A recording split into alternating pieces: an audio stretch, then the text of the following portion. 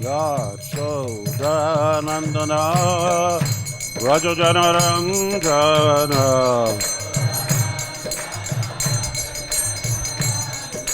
Yashodanandana Rajajanarangana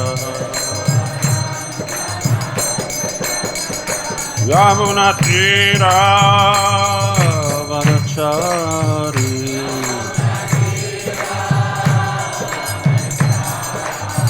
Yamunatira Vanachari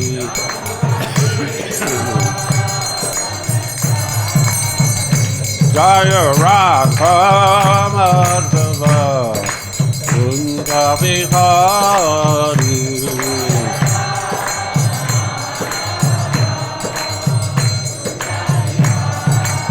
Jaya Radha Madhava Kunja Vihari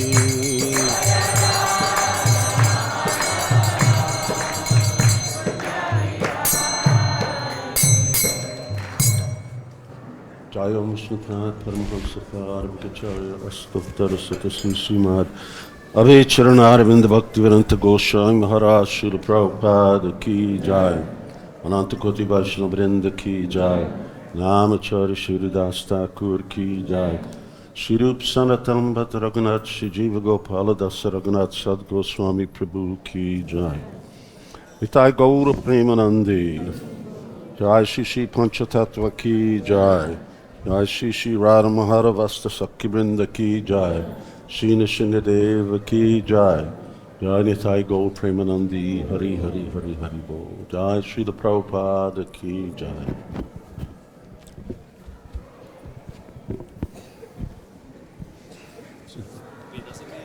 It's okay. There's so many things on my ears. It's a good thing they're as big as they are.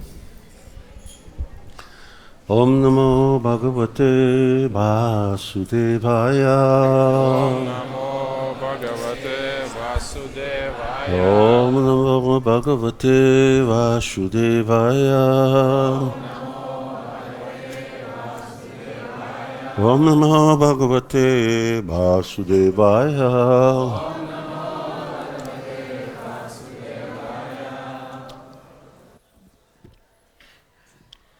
This is the Bhagavatam verse, and before we start on that, today is day or festival of Odana Sasti, and for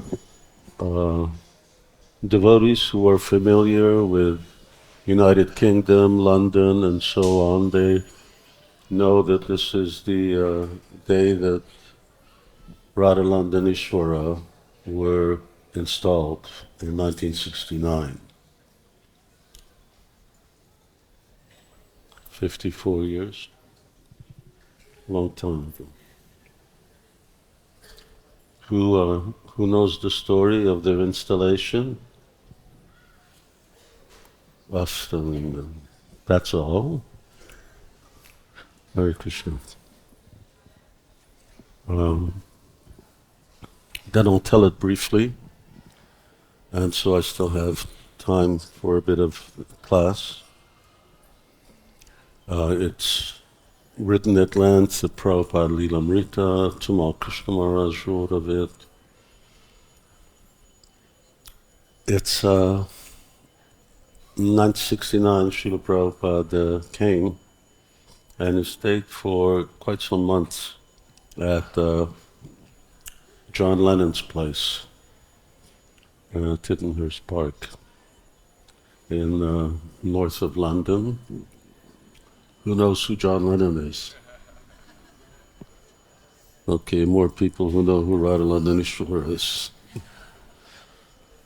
And John Lennon is one of the Beatles, and I won't ask who knows who the Beatles are, but it's not that important.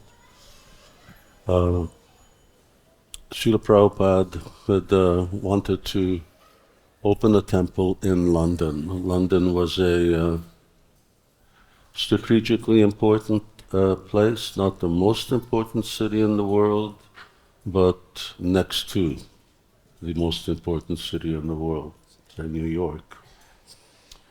And it was also the center, it was the capital of the British Raj back in Srila Prabhupada's time as a child, and then Bhaktisiddhanta Saraswati Thakur, Bhaktivinoda Thakur. So there was a real sense, or there would have been a real sense of victory to have a temple there. Bhaktisiddhanta Saraswati Thakur wanted a youth hostel where young people would come, they would be fed sadhana. This is, I got so many things, I'll take this out. Maybe it'll fit like that.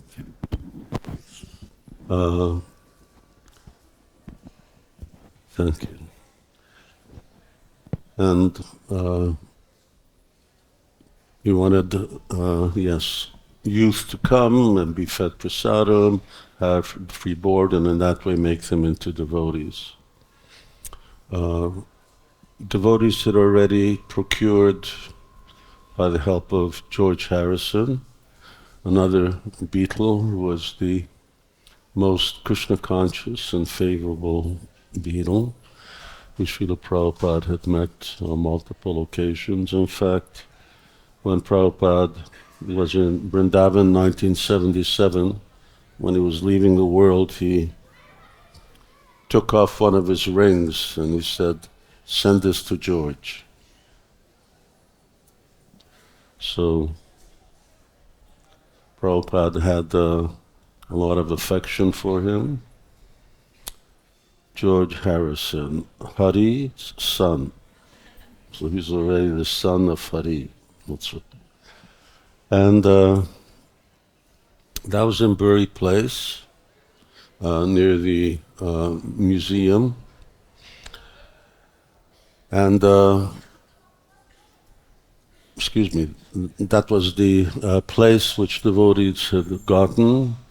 And Srila Prabhupada wanted to leave. He'd been in London for a long time. So he set this day, Odana Shasti, as the day for the opening of the temple. And I can't remember what time before the actual opening Prabhupada established that, but the thing was there was no deities. How are you gonna? There was Jagannath with Shyamasundar Prabhu was making. So yes, there were deities, but Prabhupada knew that especially, I should speak closer, especially members of the Indian community who Prabhupada wanted to impress with his devotees and his movement. Radha Krishna would be needed. In fact, this was the only time, as far as I know, that 3 days or sometime even more than 3 days prior to sending the 3 householder couples to London, they were in Montreal at that time. Srila Prabhupada was in Montreal, and he trained them specifically in chanting. If you listen to old Kirtans, they're pretty spontaneous, can be quite wild. Of course, they're still quite wild sometimes. And Srila Prabhupada trained them because, for the Westerners, they didn't know what the standard was. Indian people would. Anyway, Prabhupada set a date, but there were no Radha Krishna deities. So one day, a Mr., remember what his name was? Shananivas? Some Indian gentleman who was the head of a Hindu society there were already by that time other Hindu mandirs in England, but there's no Hare Krishna temple. Hare Krishna temples were in America. So he came and he said, Swamiji, I'd like you to come and see. We have a set of deities, Radha Krishna deities who have come. We were going to install them in our mandir, but Krishna's finger is chipped, so we can't install them. So, there's that ritualistic approach that if a deity is not fully intact, then he can't be installed, can't be worshipped. Just like the story Prabhupada tells about one prince who some dacoits caught and were going to offer to Kali, but because he had a finger missing, therefore he was unsuitable to be offered. So you have to have a whole body. So Srila Prabhupada said, fine, we'll go. And they had a Volkswagen van. If you know what a Volkswagen van is, that was the emblem of hippiedom at that time. I had a Volkswagen van also. And so Srila Prabhupada took some devotees, Shyamasundar, Tamal Krishna Maharaj, and they went to see this gentleman. And so the gentleman invited them in, and he had the deities covered, and he wanted to show Prabhupada the deities. Prabhupada said, no, it's okay, we'll do it a little later. So they talked, and Prabhupada spoke some, and they talked a little more, and I don't know if they ate something, and the gentleman was pointing to the sheet-covered deities, and he was saying, well, Swamiji, don't you want to see the deities? Prabhupada said, later.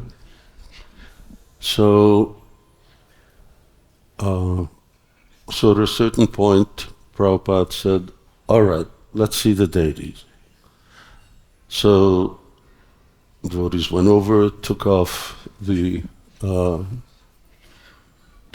sheet, and Prabhupada just looked, and he told Tamal Krishna Maharaj, and I think Shyamasundar, go see if you can lift them up. And they did what Prabhupada said. They didn't know what was going on, but they lifted him up, said, yeah, Prabhupada, no problem. So Prabhupada just turned to the gentleman and he said, all right, we'll take him. And Prabhupada walked out of the house, and the gentleman was just chasing behind the devotees. They're there carrying Radhalandanishwar. Of course, Prabhupada hadn't named him at that time as yet. And he was protesting, no, Swamiji, we'll send them to you, and this and that. And Prabhupada just went. He didn't talk. He didn't reassure the person. He didn't give him. He just said, got in the car. Thank you very much. And he just told the devotee to drive. And the man was just left standing on the curb. His family, literally, Prabhupada had kidnapped Radha Krishna. And I don't know if that gentleman ever came back, but I'm sure he received an invitation. So they drove a little ways, and then Prabhupada said, now stop. So he turned around, and then he started offering prayers, Govindam Adi Purusham. And he took them to the temple, And Jamuna Devi said, all right, now you have to make outfits. I don't know, it's a few days before the opening. And so they worked as usual. We used to work at that time 24 hours a day. So Prabhupada was coming to a temple, then for about 3 days before that we didn't sleep. So we just stopped non-stop, just cleaning, painting, building, doing whatever was needed. And then on this day, 1969, Odana Sasti, that installation of Radhalandanishwara took place. Now just to give you an idea of how fast things get lost over 54 years, Prabhupada said that the installation of Radhalandanishwara should be worshipped, there should be a festival throughout all of ISKCON for 1 whole week.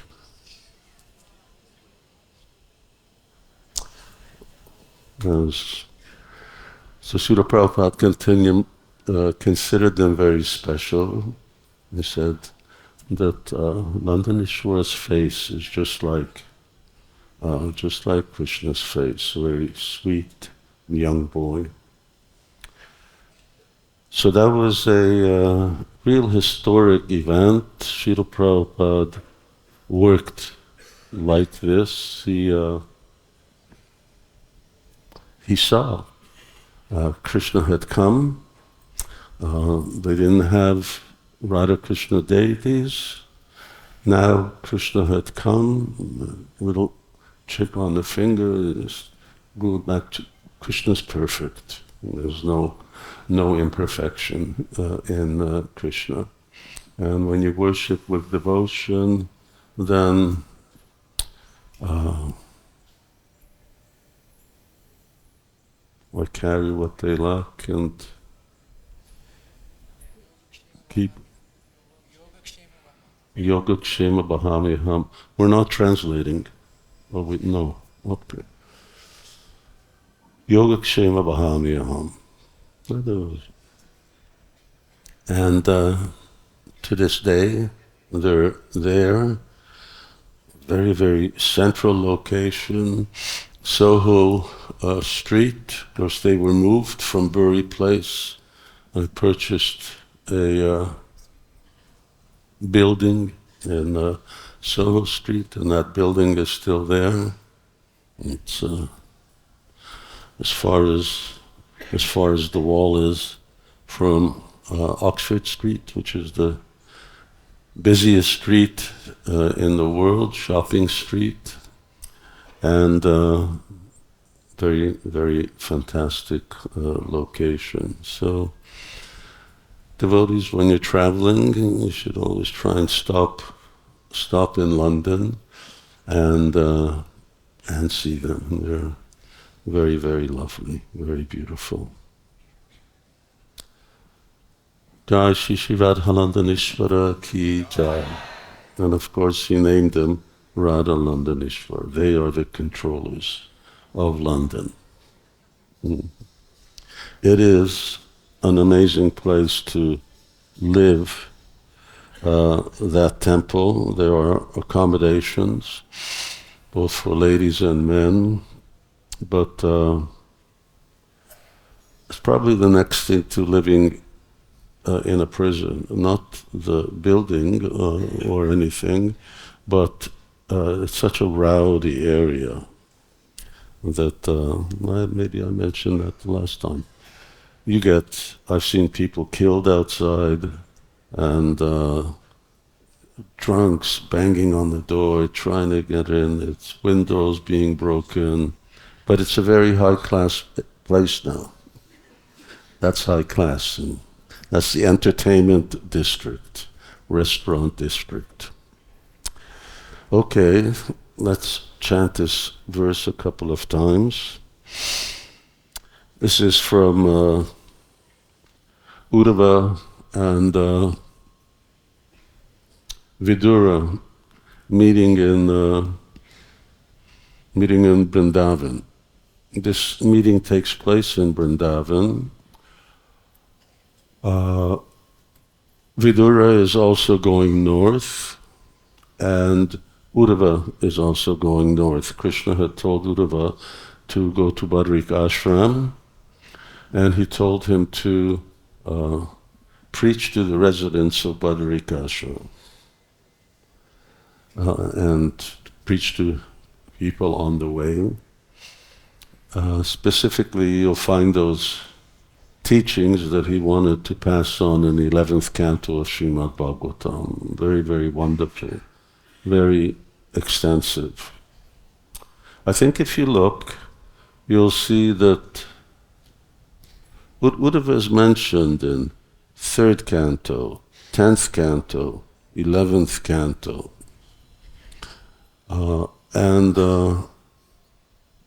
Next to Narada Muni, he may appear more than any other person, next to being the Krishna's eternal associates. He's an eternal associate also. So, and he's a very important person in our Krishna consciousness, and I'll try to mention that. So we'll go on over here. We've got 35 minutes. Pulakodbhinna-sarvāṅgo pulakodbhinna-sarvāṅgo mīlad-dṛśā śucaḥ muñcan mīlad-dṛśā śucaḥ pūrṇārtho lakṣitas tena pūrṇārtho lakṣitas tena sneha-prasara-samplutaḥ sneha-prasara-samplutaḥ pulakodbhinna. Bodily changes of transcendental ecstasy. Sarvāṅga, every part of the body. Muñcan, smearing. Mīlad, opening. Dṛśā, by the eyes. śucaḥ, tears of grief. pūrṇārtho, complete achievement. Lakṣitas, thus observed. Tena, by Vidura. Sneha-prasara, extensive love. Samplutaḥ, thoroughly assimilated. Translation. It was so observed by Vidura that Uddhava had all the transcendental bodily changes due to total ecstasy, and he was trying to wipe away tears of separation from his eyes. Thus Vidura could understand that Uddhava had completely assimilated extensive love for the Lord. Please repeat. It was so observed by Vidura that Uddhava had all the transcendental bodily changes due to total ecstasy. And he was trying to wipe away tears of separation from his eyes. Thus Vidura could understand that Uddhava had completely assimilated extensive love for the Lord. Here's Srila Prabhupada's purport. The symptoms of the highest order of devotional life were observed by Vidura, an experienced devotee of the Lord, and he confirmed Uddhava's perfectional stage of love of Godhead. Ecstatic bodily changes are manifested from the spiritual plane and are not artificial expressions developed by practice. There are 3 different stages of development in devotional service. The first stage is that of following the regulative principles prescribed in the codes of devotional service. The second stage is that of assimilation and realization of the steady condition of devotional service. And the last stage is that of ecstasy, symptomized by transcendental bodily expression. The 9 different modes of devotional service, such as hearing, chanting, and remembering, are the beginning of the process. By regular hearing of the glories and pastimes of the Lord, the impurities in the student's heart begin to be washed off. The more one is cleansed of impurities, the more one becomes fixed in devotional service. Gradually, the activities take the forms of steadiness, firm faith, taste, realization, and assimilation, one after another. These different stages of gradual development increase love of God to the highest stage.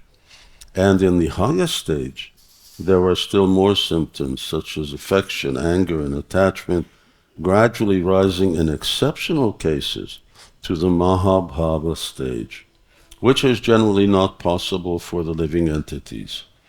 All these were manifested by Lord Sri Chaitanya Mahaprabhu, the personification of love of God. In the Bhakti-rasamrita Sindhu by Srila Rupa Goswami, the chief disciple of Lord Sri Chaitanya Mahaprabhu, these transcendental symptoms displayed by pure devotees like Uddhava are systematically described. We have written a summary study of Bhakti-rasamrita Sindhu entitled The Nectar of Devotion, and one may consult this book for more detailed information on the science of devotional service. Om Gyanatimirandasya Jnananjana Salakaya Chakshurun Militam Jena Tasmai Shri Gurave Namaha. Jai Shri Krishna Chaitanya Prabhu Nityananda Shri Advaita Gadadhar Shivashari Gaura Bhakta Vrinda. Hare Krishna Krishna Krishna Hare Hare, Hare Rama Rama Rama Hare Hare. This is quite a technical verse, and if you bear with me, we'll try and highlight some of the points which were mentioned there. And it starts off with Vidura observing Uddhava's ecstatic symptoms. As I mentioned, they met at the name of the place, not on the bank of the Jamuna, where the Vrindavan town is, and Uddhava shared some of his very sutric experiences and realizations of Krishna. And as he did, he was experiencing love of God. Srila Prabhupada includes that in the translation, that he was wiping away tears of separation from his eyes. It's not in the Sanskrit, but it's quite obvious that this is what Uddhava is experiencing.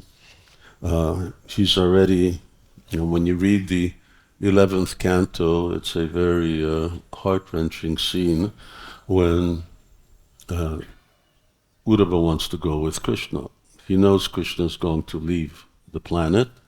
He's seen all the symptoms, and he knows that sooner or later that's going to happen. But Krishna says, and he wants to go with Krishna, wherever Krishna goes. And Krishna actually first tells him, no, I want you to, now this is taking place in Dwarka, in a palace. I want you to go to Badrikashram. So then, of course, the whole event in Prabhas Kshetra takes place. In the meantime, Uddhava starts on his journey, but then he comes back. And he comes back and finds out where Krishna is. He heard where they went. And well, there's a picture right there behind Panchatattva about Krishna in a four-armed form, and Maitreya and Uddhava are there. And Krishna again instructs Uddhava, and then again tells him, I told you to go, now you should go there. So Uddhava has a very unique relationship with Krishna, which we'll talk about, but he's Krishna's cousin. So they're connected as relatives. He's also in the category of Dasya Ras, although there are many others. And so he really doesn't take much to just set his already extensive feelings of separation off. And so he starts speaking about Krishna's childhood pastimes and pastimes in Vrindavan, very, very beautiful verses, some which are repeatedly quoted by acharyas, Srila Prabhupada. And every time he says, they act like a udipan, as an inspiration, and he tries to check his ecstatic symptoms. And now the point here is that Vidura was able to discern them. Srila Prabhupada said Vidura was an experienced devotee. So experience means that he was spiritually experienced. He himself had experience of phase of love of Godhead, very much in the servant category. And Srila Prabhupada often quotes this verse, which is sort of his version. Vaishnavriya Kriya Mudravigya Bujaya Chaitanya Mahaprabhu said this, that it's very difficult to discern the nature of a Vaishnava. Now here, when the word Vaishnava it's being used for prema bhaktas. It's not for everybody. So Srivas Thakur, he was the one who said even if Lord Nityananda walks into a brothel or an alcohol shop, I guess they must have had alcohol shops in India at that time as well, then still my faith wouldn't flinch 1 inch. So that doesn't mean we should go into brothels and alcohol shops, because if Lord Nityananda is going in there, then that's for his own purposes, sometimes very difficult to fathom. So Rupa Goswami actually also says this in Bhakti Rasamrita Sindhu. He says that even the most learned scholar cannot understand the activities and symptoms of an exalted personality in whose heart love of Godhead has awakened. And Lord Chaitanya quotes this verse. Here this idea of a learned scholar, well, obviously mundane scholars, those who are not experienced with devotional service, who are either not very learned in the science of bhakti, bhakti ras, bhakti tattva, and who themselves have not really experienced bhava bhakti, prema bhakti. It becomes very difficult to see what is the characteristic or why a pure devotee acts the way he does. Here the word mudra. Mudra means, mudra means when you do mudras, but it means behavior, how someone is behaving. So, and that's brought up, the word behavior is very suitable because sometimes behavior may be very questionable. So there was also one relative of Chaitanya Mahaprabhu, Kalidas, who was the one who used to throw dice? Kalidas? Yeah. Anyhow, and Prabhupada points out that he was a Mahabhagavata, so, maybe he could do that, but you can't do that. Or we have the example of Vamsidas Babaji, who sometimes would take his Gaurnitai deity under his arm and say, all right, we're all going for a swim, and he'd just go into the Ganga and bathe them. It was not a good idea. I would imagine they were wooden deities at the time, that you take deities under your arm and go swimming with them in the Ganga. So there's this verse also in the 11th canto, Evam Vratasya Priyanama Kritya, and so on. And there are certain different type of behavioral characteristics are described. I'm just reading the second part. As his heart melts with ecstatic love, he laughs very loudly, or cries, or shouts, and sometimes he sings and dances like a madman. So that's what a devotee who is being pulled by the strings of prema, he has no independent volition. In fact, even Krishna fully submits himself to prema and to the love of his devotees. He gives up his independence, swarat. So he gives up his independence because he also is under his yogamaya. So these are, which doesn't mean that every devotee who laughs and cries and shouts and dances has prema. And that's the issue, is that this is a symptom of prema. Just like, for instance, I think runny nose and these things, these are also ecstatic symptoms. It doesn't mean everybody who's got a runny nose is experiencing ecstasy. So how to discern the two, and Srila Prabhupada's making reference to that in the purport, that this is not an artificial thing. You can't practice this. And unfortunately there is a class of pseudo-Vaishnavas who know how to cry when they do, for instance, usually Kirtan, so that they're experiencing bhava, they're in ecstasy. But anyone knows how to cry. I mean, babies are crying all the time. And actors are, they have to know how to just cry at will. So it's possible. It doesn't require any spiritual advancement, and you can't practice it. It doesn't come by practice. It will come when Shurusatta Visheshatma, when that transcendental potency descends upon a devotee.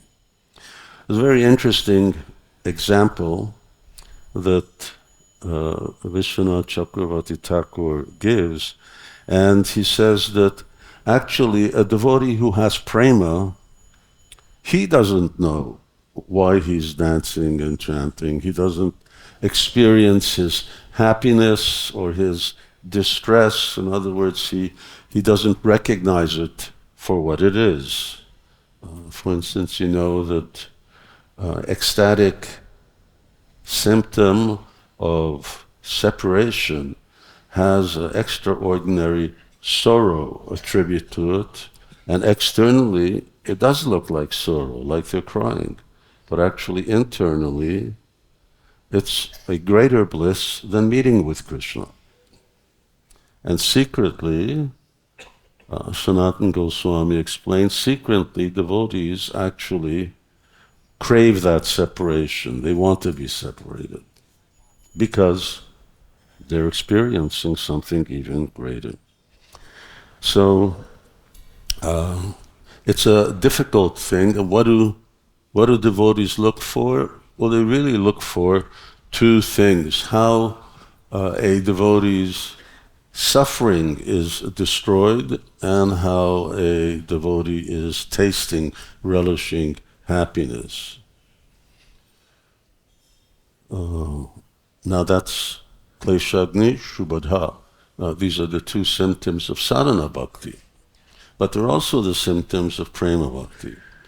And although they're the symptoms of sadhana, neither in sadhana bhakti, neither in bhava bhakti, are these actually absolute and complete. Absolutely no suffering and the topmost happiness. So, devotees, learned devotees, and if someone is not learned, then they should not judge. Learned devotees, they try to understand by the presence and the absence of these symptoms.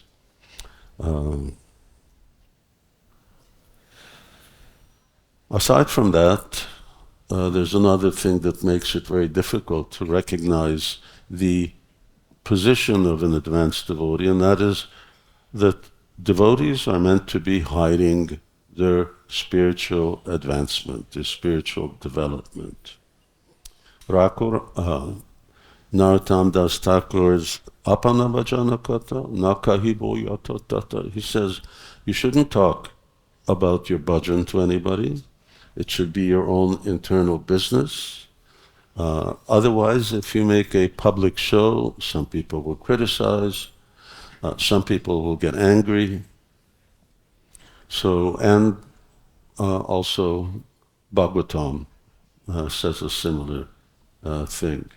When Lord Vishnu meets with Diti, he tells him, he says, now you shouldn't tell anybody about this, because spiritual subject matter, when disclosed, confidential spiritual subject matter, one's own experience, that diminishes when you talk about it. So,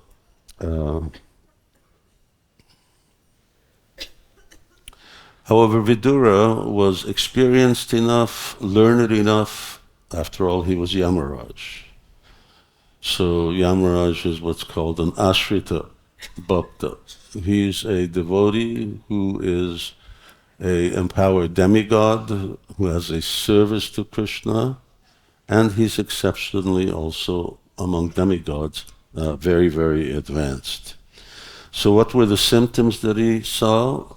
Well, some here are mentioned, some are implied. He became stunned. That Vishwanath Chakravarti explains. His whole body erupted in goosebumps. Pulakodbhinna-sarvāṅgo means that his whole body was, hairs were standing on end. Bodily, I don't know if anyone has any experience of that. Sometimes if you get really frightened, then that may be the first symptoms that you get before it comes from ecstatic love. And tears are flowing from your eyes, tears of separation. So here, by being stunned and so on, is indicating that this is actually beyond the stage of bhava. Bhava bhakti exhibits three symptoms. Mahaprabhu Kirtana Nitya Gita Vaditamajan Manasura Sena Romancha Kampas Uttarangabajo Vande Guru Sri Charanarvindam. So we're singing this in the morning. These are the three symptoms of bhava bhakti. But by Uddhava's conduct, his tears, by his own knowledge, he could infer what it was that Srila Prabhupada, he would infer what it was that Uddhava was feeling. Of course, there's one way when you know somebody's spiritual stature, trustworthy person, and that's when they tell you. So there were very wonderful events, which I won't mention now, of when Srila Prabhupada actually revealed, number one, that Krishna sent him from the spiritual world to write his books, and so many other things. Chaitanya Charitamrita, Prabhupada says his father used to always pray to sadhus who came for lunch that let my son become a servant of Srimati Radharani, and Srila Prabhupada says, well, now I'm engaged in that service. So we continue that Uddhava completely assimilated, and I have problem with Prabhupada's use of this assimilated because he seems to use it for two different things. Extensive love for the Lord, he's talking about love here. And he had all the transcendental bodily changes due to total ecstasy. Now, if you read Nectar of Devotion, I won't ask whether everybody's read the Nectar of Devotion, but if you want to know about Bhakti Yoga, you have to read it, at least that. And Bhakti Rasamrita Sindhu is also, it's what Prabhupada made the study from, extremely important. Now BBT is actually doing a publication, translation, commentary. Seems that Bhaktisiddhanta Saraswati Thakur also commented. Aside from Jiva Goswami and Chakravarti Thakur, they are the most prominent commentators. Although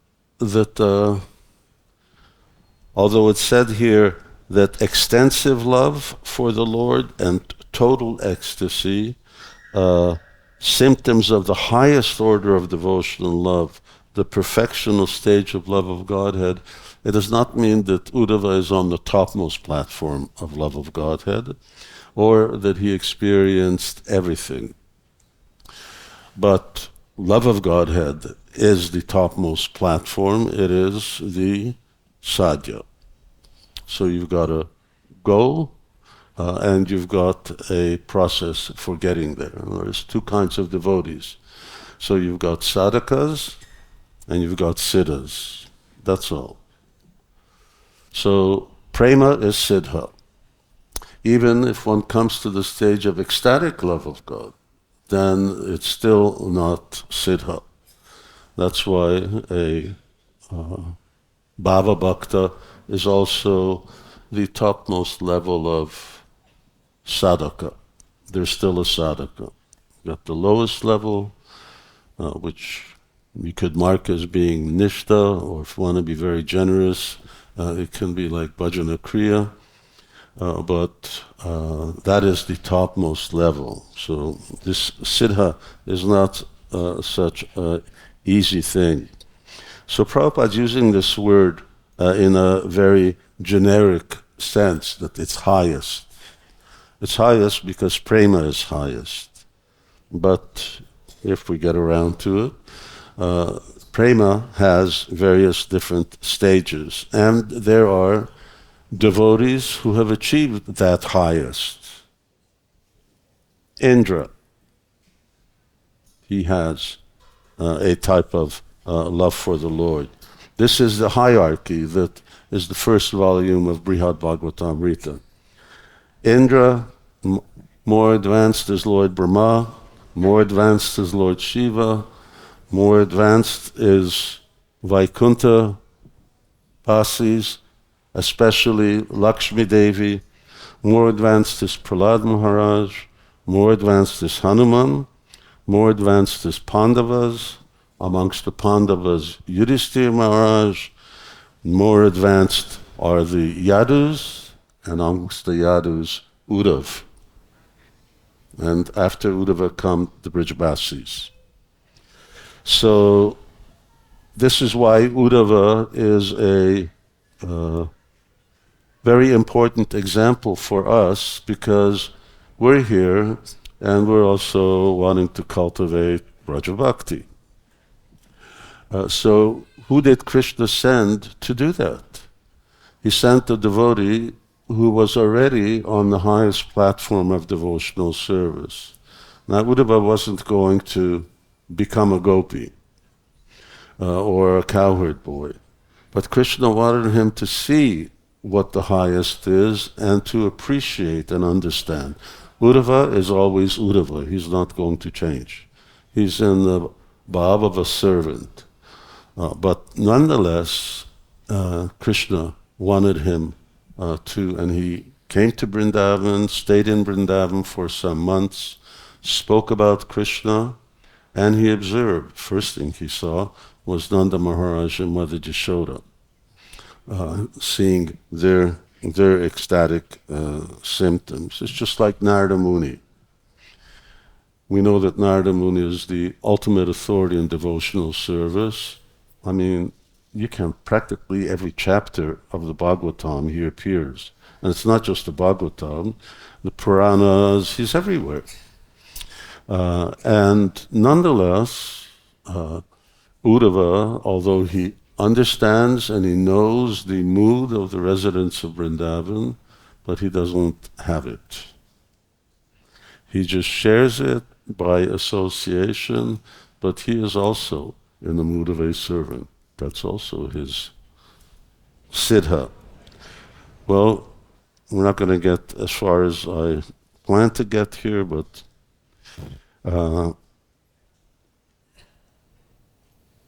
let's see. Yes, if you read the verse, and the verse goes, he said first that he attained prema, and next he attained sneha. Sneha is the next stage of love. The word prema is also used in a very generic sense. Prema means the first stage of love of Godhead, and it also means all the stages of love of Godhead. There are multiple uses of words. So here this word samplutaḥ, completely melting his heart. This word pluta means that you're just inundated or soaked through and through with that love. So what are those stages of love? Well, Prabhupada sometimes mentions 8, sometimes mentions 9. Jiva Goswami only mentions 8. But they start off with rati, which is one sthāyi bhav, or your constitutional identity that you realize at the stage of bhava. And then after that is rati, prema, sneha, man, pranay, rag, anurag, bhav, mahabhav. And they all have subdivisions as well, especially mahabhav. So here's Srila Prabhupada's translation. Attraction, love, affection, adverse feelings, intimacy, attachment, subattachment, ecstatic love, and sublime ecstatic love. I mean, there's no English words that correspond to these, so you have to try to explain them, and even then it's difficult to explain them in a phrase which gives justice to the actual meaning. Prema. Well, I'm not going to get into further detail. We've got a minute. But here I wanted to explain what prema and sneha is, as well as the next stage, which is raga, and a certain phenomena called sankularati, which is the mixture of rasas. Balaram. Balaram is friend. He's in the mood of parent. He's in the mood of servant. But what do we categorize him in? As friend, because that is dominant. So similarly, Uddhava, he experiences prema, sneha, rag, and a little touch of pranay. But still, because the relationship, and all of these signify different stages, because his relationship is a servant, primarily, then he's known to be in the servant stage. And I mentioned about Uddhava's rise. It's very interesting. One point, and I'll just make that, the last point is one very brave devotee asked Srila Prabhupada, Prabhupada, how long did it take you to attain the perfection you got? How long did it take you to become Krishna conscious? And Prabhupada said, well, about 20 years. So we see in the lives of Bhaktivinoda Thakur Acharyas that it seems like they also develop their Krishna consciousness and come to a stage. But it's a contrary phenomena. All right, a sadhana bhakta, a devotee who's just a practitioner, then we have to go through Shraddha, Sadhu, Sangha, Bhajana, Kriya, and so on. We practice sadhana. So Srila Prabhupada may have also chanted Hare Krishna. He may have also practiced sadhana, as well as other Nityasiddha devotees. May appear that Uddhava began when he was a little boy worshipping the deity, but they don't become Krishna conscious by sadhana. They're already Krishna conscious. So Chakravarti Thakur says that they become Krishna conscious by samskars. Samskar means by seeing Krishna, and just by hearing about Krishna, everything naturally comes. In other words, it's not developed because there's nothing to develop. It's there, but for the point of Krishna's Leela and setting them up as examples that everyone else can follow, therefore it appears externally that they're acting like that as sadhakas. I'm not going to hold on any further. There's still a lot more to analyze in this verse. It's a great science. The sadhana that we know takes a very small part of Bhakti Rasamrita Sindhu. Bhava Bhakti a little, but Prema Bhakti and Rasa, they very, very extensive science. And something about it we should know. You want to go somewhere, you want to know where you're going. And back to Godhead is a good signpost, but still, what's going on over there, and what do you feel, and how is that awakened? Anyway, thank you all very much for your patience, and Shri Pancha Tattva ki jai, Jai Shri Radha Madhav ki jai, Nishingadev Bhagavan ki jai, Jai Srila Prabhupada ki jai. Hare Krishna.